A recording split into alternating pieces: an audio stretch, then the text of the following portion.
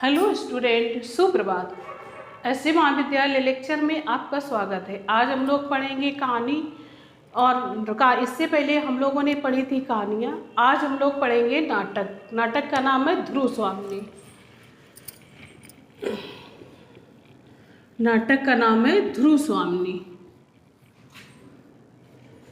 जिसके की लेखक हैं जयशंकर प्रसाद। लेखक हैं जयशंकर प्रसाद। जयशंकर प्रसाद। तो सबसे पहले हम लोग देखते हैं कहानी, नाटक, उपन्यास के कितने तत्व होते हैं। तो हमारी कहानी या नाटक, उपन्यास सभी के एक ही तत्व होते हैं। नंबर 1 कथानक, नंबर 2 पात्र और चरित्र चित्रण, पात्र और चरित्र चित्रण, नंबर 3 देश काल और वातावरण, देश काल और वातावरण,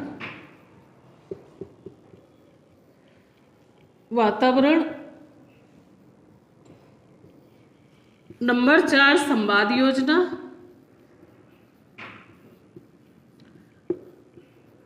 नंबर 5 भाषा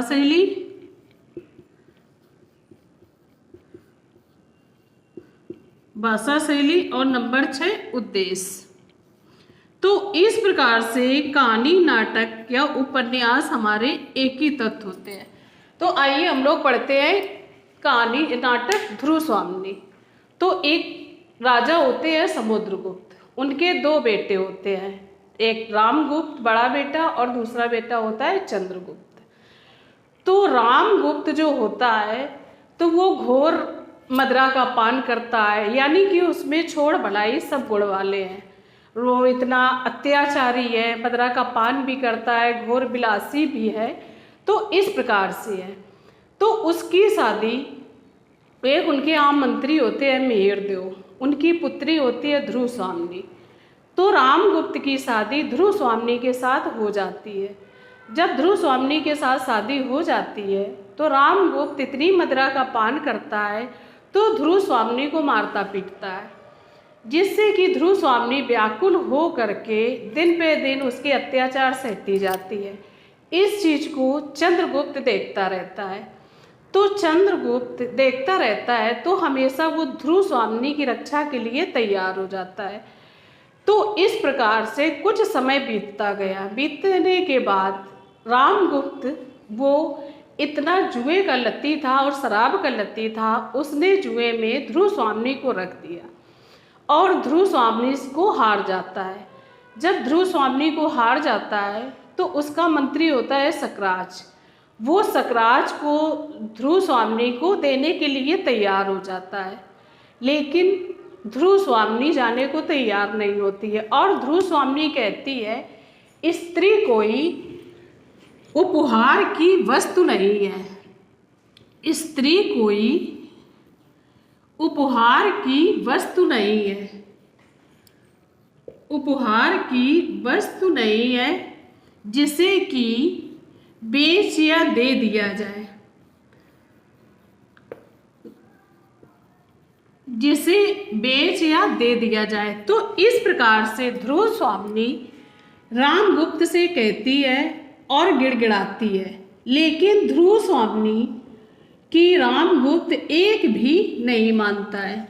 जब एक भी नहीं मानता है तो ध्रुव स्वामिनी भी फिर जाने के लिए तैयार हो जाती है और सकराज के वो जा करके गृह में पहुंच जाती है। जब सकराज के गृह में पहुंच जाती है तो धीरे से उसके पीछे चंद्रगुप्त भी जाता है।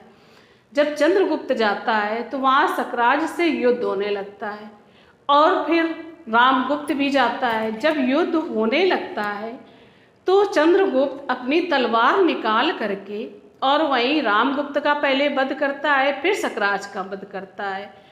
तो इस प्रकार से रामगुप्त का वध भी हो जाता है और सकराज का वध भी हो जाता है। तो वहाँ से चंद्रगुप्त और रामगुप्त दोनों सौ लेकर के वापस आ जाते हैं।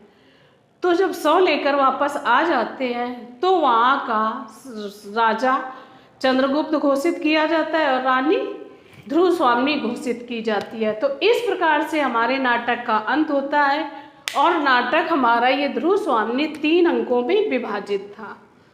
ठीक है बच्चों, तो आज की क्लास यहीं तक। अब अगली क्लास हम लोग कल पढ़ेंगे। Thank you.